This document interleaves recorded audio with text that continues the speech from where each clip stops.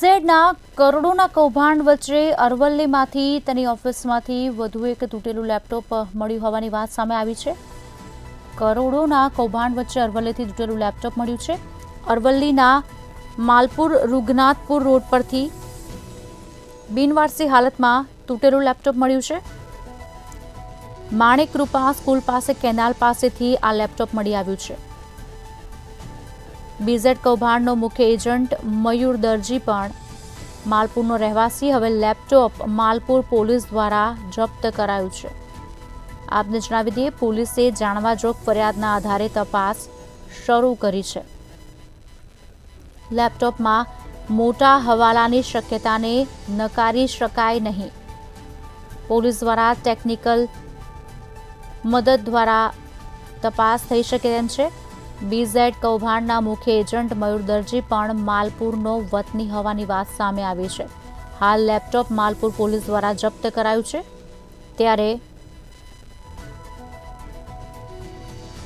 બીઝેડના કરોડોના કૌભાંડ વચ્ચે અરવલ્લીથી તૂટેલું લેપટોપ મળી આવ્યું છે।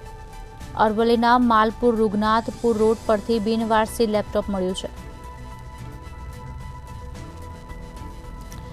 આજ અંગે વિગત આપશે અમારા સંવાદદાતા મહેશ પરમાર ફોનલાઈન પર જોડાયા છે। મહેશ, આ તમામ અટકળોની વચ્ચે એક તૂટેલું લેપટોપ મળી આવ્યું છે। પોલીસ આ અંગે શું કહી રહી છે? કયા પ્રકારની હવે આ કાર્યવાહી શરૂ કરવામાં આવશે અને જાણ તેમને કેવી રીતે થઈ? બિલકુલ કુશાલી, વાત કરવામાં આવે તો એક તરફ બીજેડની ઓફિસો પર દરોડા પડ્યા છે। માલપુરમાં પણ બીજેડની જે ઓફિસ હતી તેમાં દરોડો પડ્યો હતો અને તેમાંથી જે મુખ્ય એજન્ટ હતો મયુર દરજી તેની અટકાયત કરવામાં આવી છે। ત્યારે માલપુરના માણેક કૃપા સ્કૂલ સામે કેનાલ પાસેથી એક લેપટોપ મળી આવ્યું હતું। તૂટેલી હાલતમાં જે બિનવારસી લેપટોપ મળી આવ્યું હતું। ત્યારબાદ પોલીસને જાણ થતાં પોલીસે આ લેપટોપ કબજે કર્યું છે અને પોલીસ દ્વારા જાણવાજોગ ફરિયાદના આધારે આ લેપટોપ કબજે કરવામાં આવ્યું છે અને ટેકનિકલ મદદ લઈને તેની તપાસ શરૂ કરવામાં આવી છે। જી આભાર મહેશ, સમગ્ર માહિતી આપવા બદલ।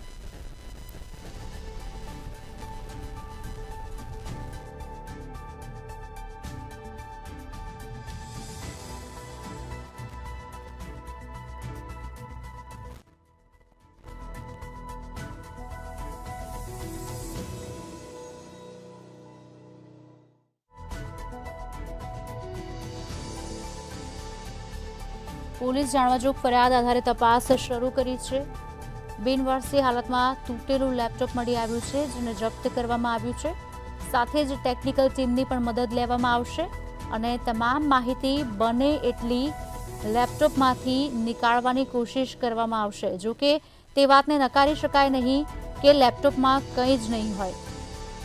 બીઝેડ ગ્રુપનું જે કૌભાંડ છે તેમાં દિવસ જાય છે તેમ તમામ ખુલાસાઓ એક બાદ એક થતા જાય છે।